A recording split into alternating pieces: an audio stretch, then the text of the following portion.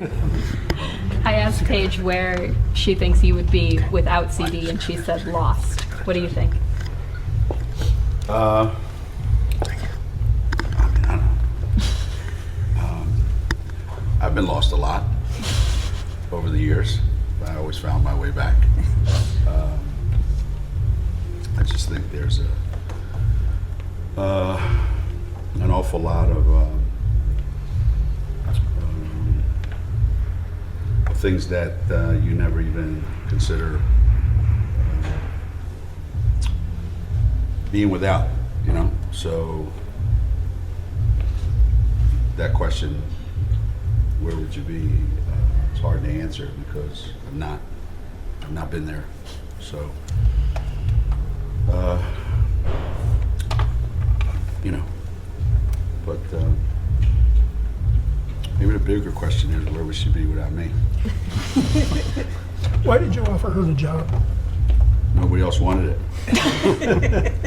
Everybody else turned me down. Offered her the job because I thought she was the best person for the job. I heard a comment recently that when you're an assistant coach, you know, and you get a head coaching job, you are ready for the opportunity, but you're never ready for the job. And that may be the case in everything in life, you know. You have this great opportunity and you've worked really, really hard to put yourself in that situation, but you're not quite really, you know, you're not quite sure whether you're really ready for the actual job itself until you're in the job. And I just knew that going in, I needed to have someone that was able to, I think, accentuate whatever positives I had, and at the same time be able to mask a lot of the things that I knew that would be coming along that I didn't really probably have the skill set for, and whatever came along that I didn't even know was going to come along. So I just thought she was the best person to fill all those roles, and I was lucky that, you know, she accepted. Has she ever reminded you she has one more national championship than you? Yeah, but she had very little to do with that national championship. I had a lot to do with ours. How It's important? always been viewed as like a good cop, bad cop relationship with the two of you. Like you're the hard ass and she's not. And it's actually just the opposite. To be honest with you. You know, she's wanted to maintain that narrative, and it's not really true, because if you were to ask our former players and our present day players, who, like, yeah, when we're on the court, yes, that's different.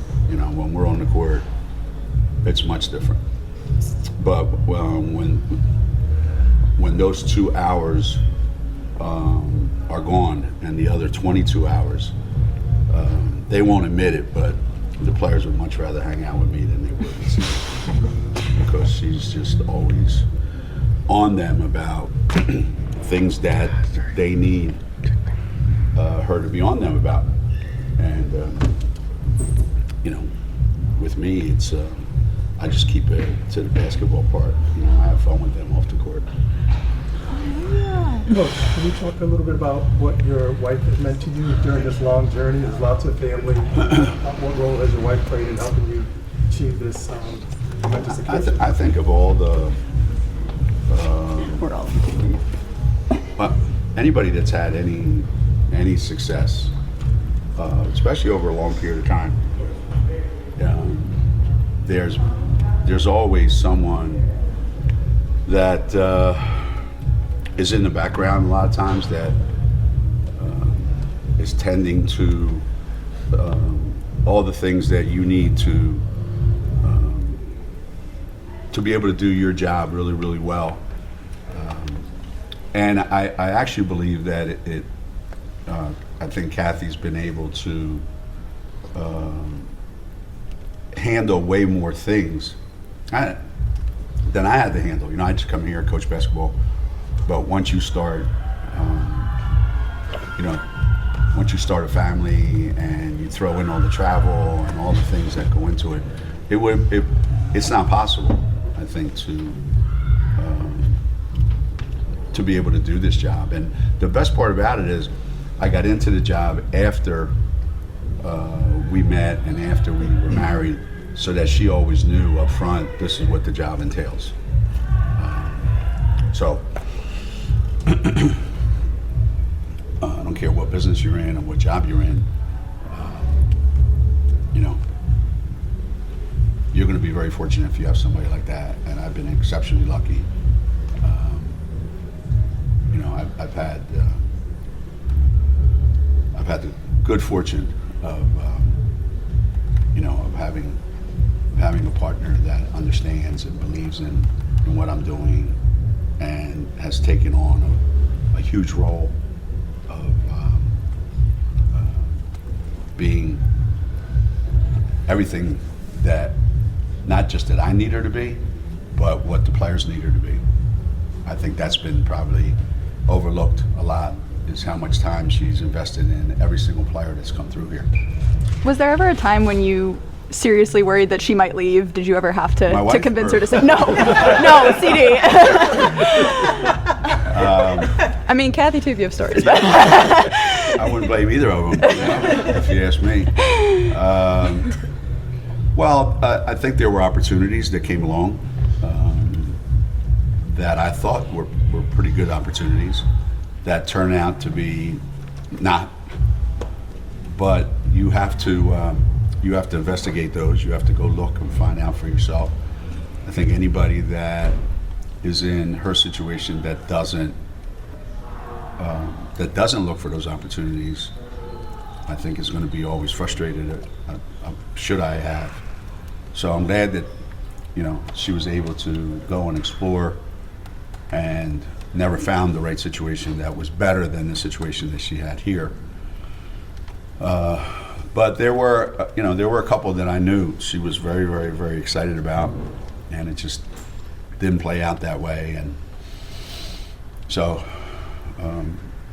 sometimes people end up right where they should be, and there's nothing wrong with that.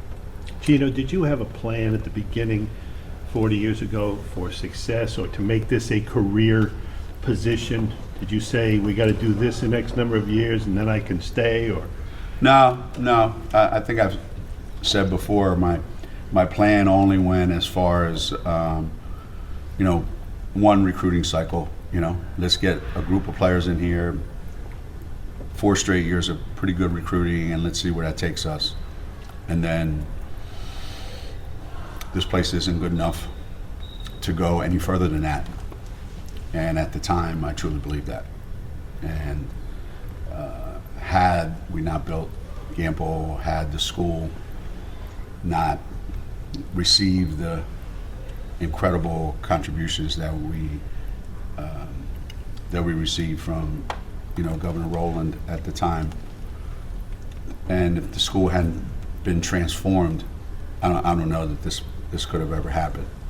You know, I think we had a lot to do with that. You know, I think both basketball programs had a lot to do with that. But if it stayed the same, you wouldn't be able to stay here. But for me personally, I gave it 4 years, and let's see where it takes me. And here I am. We know that you're not a big fan of these celebrations, but what does it mean to you to have CD be an equal part of all of this?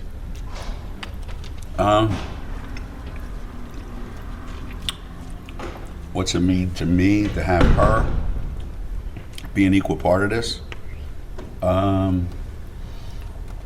Well, I mean, it does say head coach next to my name, and it does say associate head coach next to her name. So,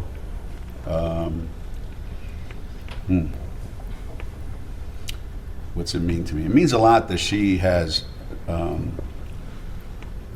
never wanted to change those designations, even though in reality she thinks it's true. The whole lure of getting her to come here was that it was going to be a shared endeavor. that it wasn't going to be you come work for me and you're going to help me do this. It was always a shared shared experience. I was looking back at an old interview I had with Kathy, and she said when you came here on your interview, they didn't even show you the gym. Is that true, or was she just Yeah, no, exaggerating? true. True. I never saw anything. I never saw the field house. I never went inside of it, except to go upstairs and go to where the offices were. I never saw where they played or where they were in the locker rooms or anything that would have to do with basketball. Nothing. Not a single thing. And even if they had, it wasn't going to be a deal breaker for me.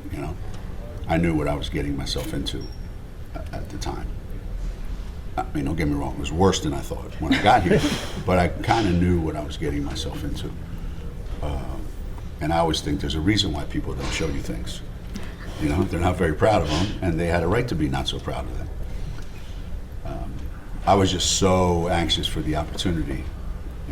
But there was a time in late August, I'll never forget, Kathy and I went for a walk, and we were living down near the Eastbrook Mall down there. And I remember we went for a walk, and we went outside, and we looked around. And now think about this, it's 40 years ago, right? It's not exactly Manhattan, right? New York or Kansas, right? And I just took a deep breath and I looked at her and I said, what are we doing here? Like, why are we here? And this was August. We hadn't even started yet. But the reality hit both of us. Like, we just left Charlottesville, Virginia, the University of Virginia, one of probably the top 10 places in college athletics to want to be at and live at. And we're here. And good thing I didn't, dwell on that, because it was that's when it dawned on me, this is going to be very daunting. This is going to be really, really hard. And there's not a whole lot of people that are going to be stepping up to help you. Did you come just because it was an opportunity to head coach at 31? Yeah. Because I'd already missed out on 2 other opportunities. So this was the third one that I pursued. And if you keep going and you keep coming up short, that's not a good sign, right? And if you can't get a good job coming out of UVA after going from unranked to like we were 10th in the country, that's a bad sign. That says something about you personally. So, yeah, I just wanted the opportunity. That's it. That's all I wanted. Little known fact, I almost took a job as an assistant coach at the University of New Mexico before I went to UVA. A friend of mine got the head coaching job out there. So, hey, life has a way of fooling you sometimes. Do you remember how you pitched yourself in your interview when you came here? I do. I did get some great advice when I came up here. Someone told me that on the committee there was going to be somebody that really wanted you to get the job, and you need to find out who that is right away. And there's going to be someone who doesn't want you to get the job, and you need to find that out right away. And so I did. It was very quickly like, a person does not want me to be the coach here. So I basically just tried to be as realistic as possible. Don't build yourself up to be something you're not. Don't make promises you can't keep. The one thing I thought was interesting is they asked me, what are you going to want if we give you the job? What are you going to want? And I didn't know what that meant. Like, what do you mean, what do I want? Yeah, like, what are you going to need? I said, I still don't understand the question. And it turns out that one of the people that interviewed had like a whole list of demands. And I said, I just need you to give me the job, and the rest is on me. And if I'm not any good, then you'll get rid of me and you hire a new coach. But I thought to myself, if you had all these things that you're talking about, I mean, the other coach would probably still be here because you'd be successful. So I didn't ask for anything. I didn't make any demands about anything, and I was pretty realistic. And then even when I got the job, there wasn't like, I don't like our locker room, I don't like our benches, our park bench, or bus benches that we had over there, whatever they were called, No, nothing. Just give me the opportunity, and I'll do the best that I can.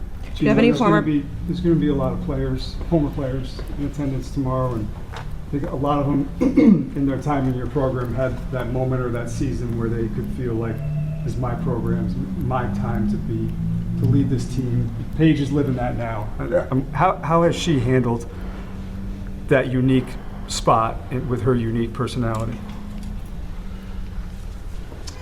It's so different in this world, I don't think any of my other players woke up one morning and saw, 5 months from now I'm going to be the #1 pick in the draft. And now I got to prove it this whole year. So there's a lot of circumstances in her life that are way different than everybody else's. And I think she's managed to block everything out except what's important, even though there's so many other things that the other kids didn't have to deal with. And I think she's handled it amazingly well.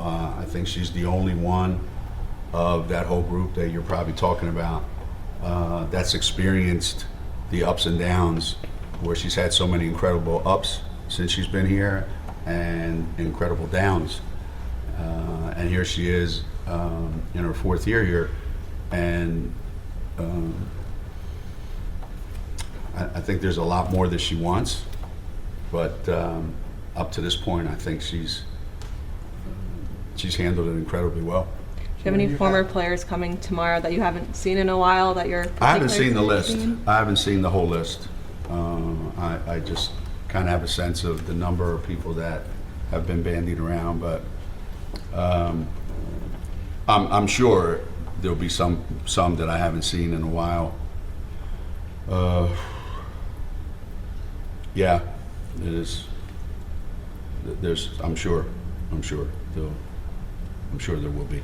Geno, you've tied with Tara. You guys had some pretty amazing battles over the years when she was at Stanford. How would you remember those games, and how important were games like that and getting you guys to where you wanted to get to? I remember the very first time we played them.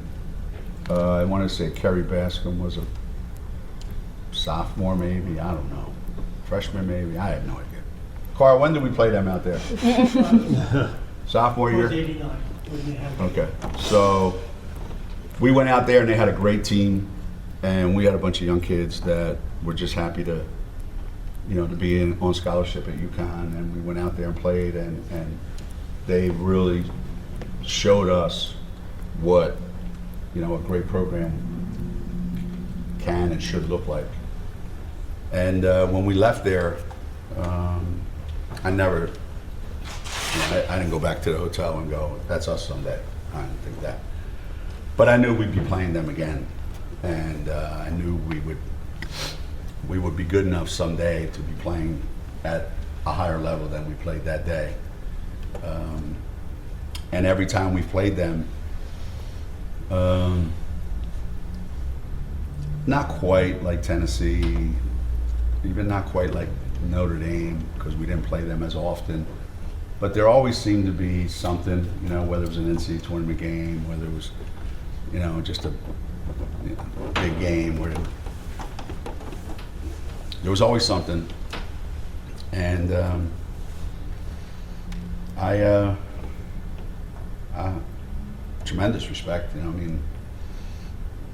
back when she was at Ohio State, just a lot of great stuff that we experienced together. And again, totally surprised that she's not coaching anymore. That was a big surprise to me. Would you expect a congratulations from Moffitt? Actually, I already got one. Okay. Shockingly so. Very, very, very gracious, actually, and yeah. Yeah. Has anyone, go ahead. Have the difficulties of the last few seasons with the injuries and what, stuff that you're experiencing personally, has that given you a different perspective on this moment that you're going to have tomorrow and just the legacy of everything? Yeah, it's just hard to describe because it was like with all the things that were happening. I can't tell you how many times during these last 3 or 4 years the urge, to wake up in the morning and just go, I'm not doing this anymore. I'm just not doing this. It's never. It was like a never-ending, drip of bad news, and I started to think, if I wasn't here anymore, it wouldn't be like that. Maybe there's just an omen. I got to go. It's time to go. And I really had those moments a lot, especially when I wasn't coaching. When I was out a little bit, I just thought there. But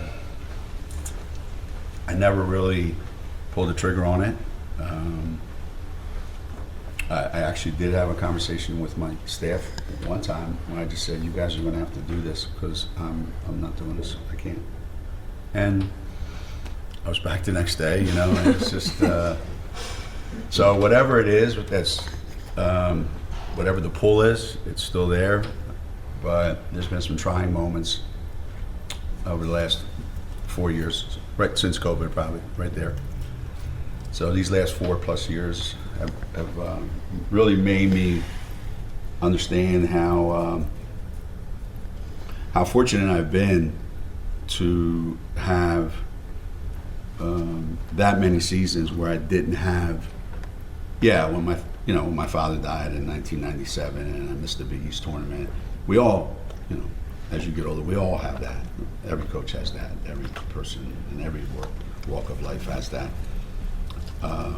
But all in all, how fortunate I've been to be healthy, to be able to attract the kind of people that we needed to attract to come here, to have the support that we have here from the school, from the fan base.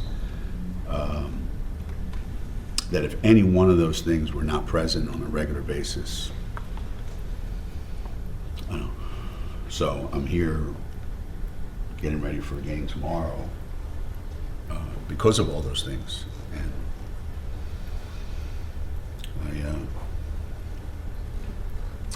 I'm very fortunate, very, very, very fortunate, very lucky. Rick Pitino, after his last game, said that once you stop worrying as a coach, it's time to stop coaching. Once you stop worrying? Once you start learning. Oh, stop learning. Do you think that's the case with you? That's still the quest for knowledge and quest to do things differently and find the perfect solution to problems on the court? I do think that's probably the case for all of us in every walk of life, that the minute we give up on finding new and better ways to do what we do, not necessarily reinvent the wheel. I don't think any of us are here to do that, but business as usual. Let's just roll it out there. Hey, what was the plan last year? Let's just put another different year on top of it, and let's do it that way. That doesn't excite anybody. That doesn't motivate anybody. That doesn't stir your juices at all. It's the idea of, we have an opportunity because the team is different, because it's a different group of guys. It's different skill sets. So hey, how can we get the same results but do it a little bit different way? It's it's kind of got no secret. I'm a great wine lover, and I try to study as much as I can about it. But every year, harvest brings you a different set of grapes, and you just can't throw out the same formula you used last year and expect to make great wine again. You got to constantly be studying, constantly be tinkering, constantly be, what can I add? What do I need less of? What do I need more of myself, of my staff, of my team? I think it's that makes you look ahead, and so you constantly have your eye on the changes that you can make, the way you can bring more to your program. That is probably the thing that keeps you from looking back. You just constantly moving forward, and